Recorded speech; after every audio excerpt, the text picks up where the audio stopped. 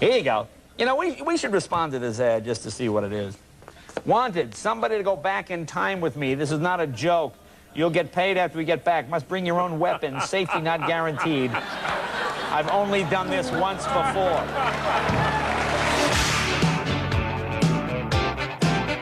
Gotta get back in time. Hi, I'm Dylan, and this is Not Exactly Normal.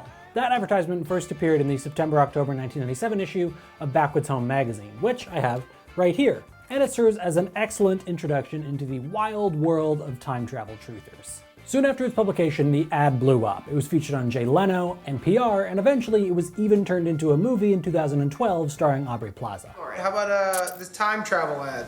Guy writes a classified that reads, "Wanted, someone to go back in time with me. This is not a joke. You'll get paid after we get back. Must bring your own weapons. Safety not guaranteed. I've only done this once before."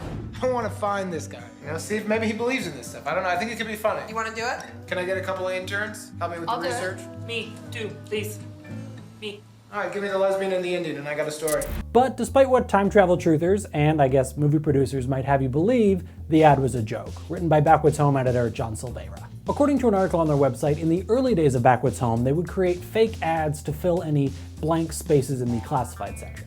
John created two for that issue. One was a personal ad looking for a girlfriend, and the other was the time travel one. He expected more responses to the former, but since has received thousands of replies from every continent on the planet to the latter, most of which were true believers, or at least hopefuls. Which, if you do a quick YouTube search for, isn't particularly surprising. People love time travel theories. It is a crazy wormhole of search that I highly recommend. It's a lot of, oh, this painting or photograph from the 1800s features a person that looks exactly like a modern day celebrity, therefore, they must be time travelers. It's a lot of Keanu Reeves.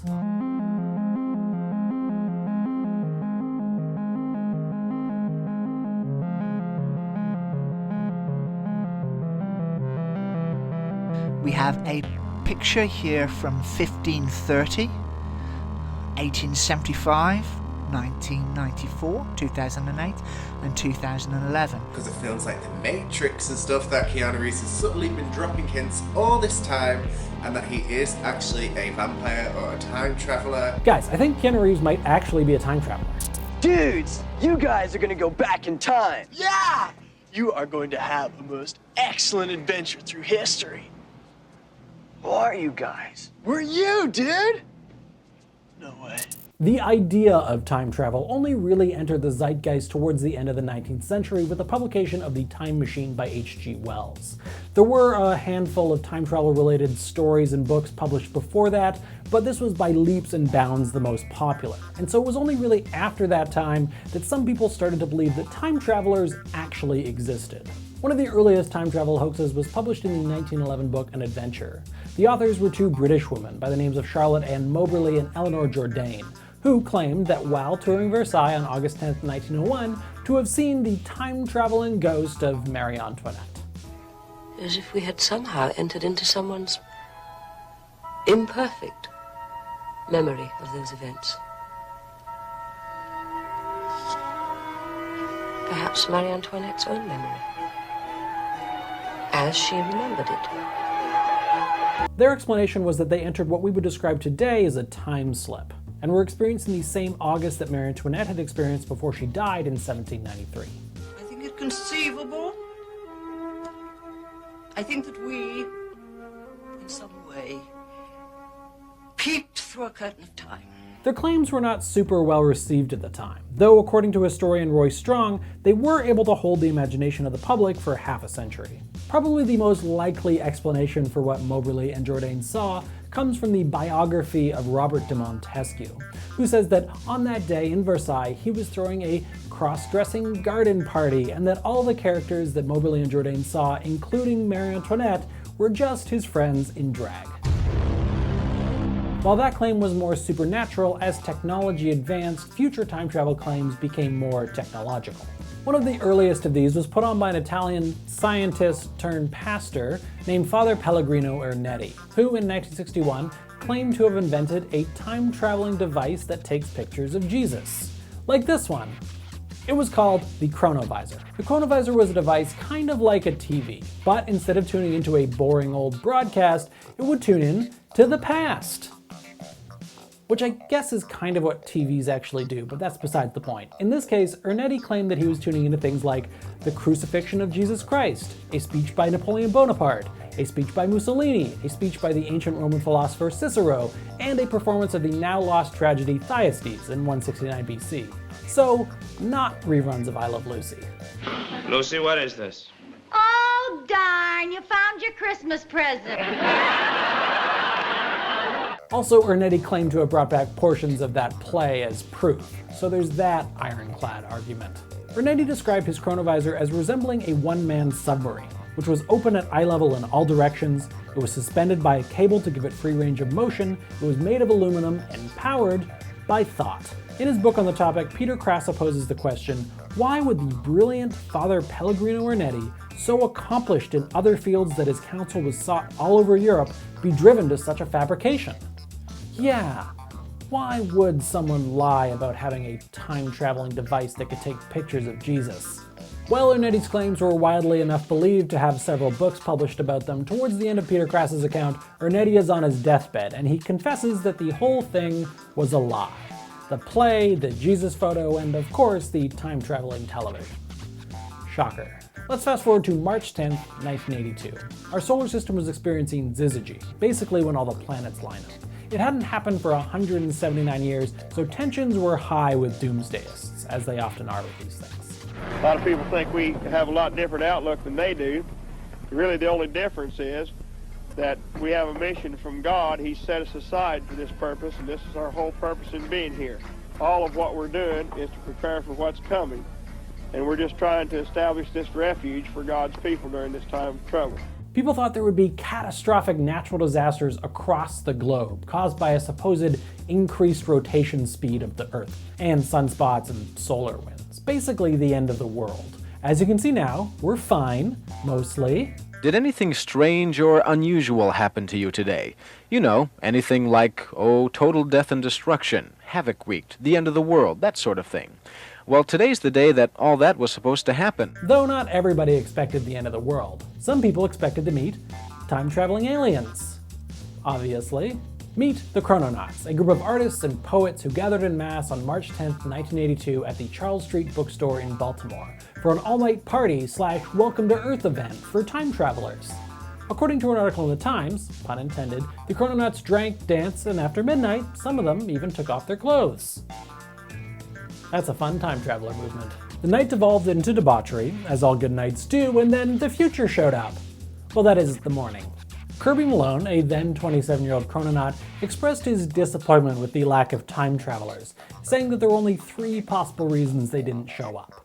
1, they did, but they were invisible. 2, we destroy the Earth at some point so there's no future for them to come back from. Or 3, they just didn't feel like it. Which really does seem like the only possible explanation. So what can we conclude here? Well, it seems that one of 2 things has happened. Either the Jupiter effect has fizzled today, or we're all dead and just don't know it yet. Keith Darnay, News 11, Fargo. While the Chrononauts were cool, probably the most famous case in the time truther scene is John Titor. January 2001. A simpler time. The internet looked like this, was much less filled with food photography and people that I hate, and on January 27th at 12:45 p.m., a man logged on to the Art Bell forum and posted the following. Greetings, I am a time traveler from the year 2036. I am on my way home after getting an IBM 5100 computer system from the year 1975. I smell a safety not guaranteed sequel. John was cool. His time machine was in the second coolest possible time machine form, a car, a 67 Chevy convertible. The first coolest, you ask? It must be some kind of hot tub time machine. John had appeared the previous year, though he didn't reveal his last name, and posted on the time travel forum under the username timetravel_01. The story goes that John Titor arrived in the year 2000 on a special military mission.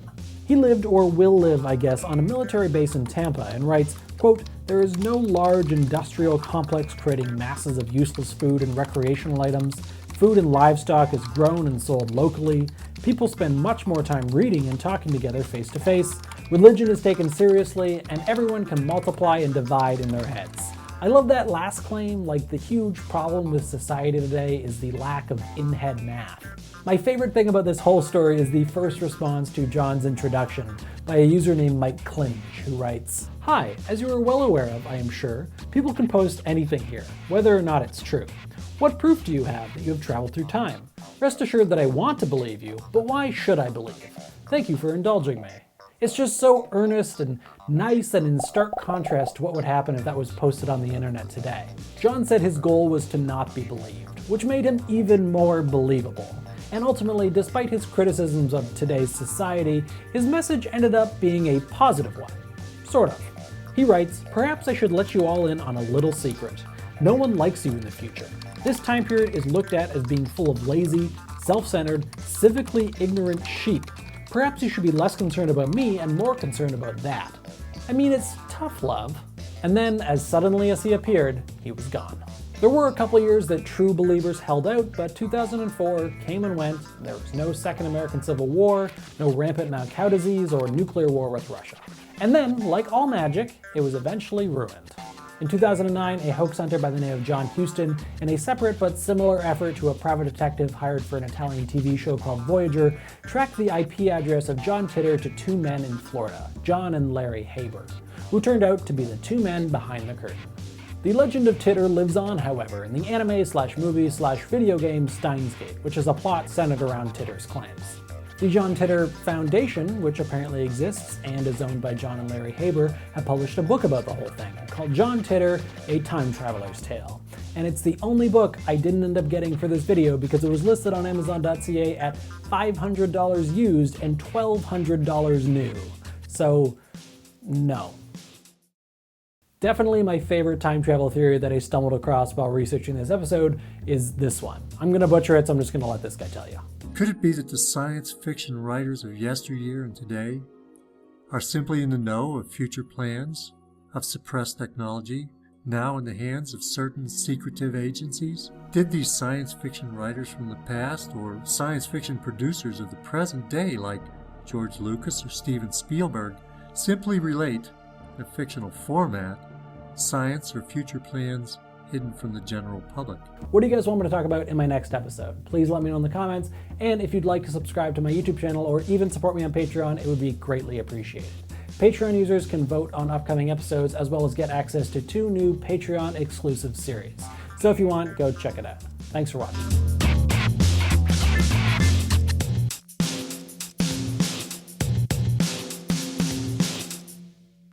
If you guys are really us, what number are we thinking of? 69, dudes!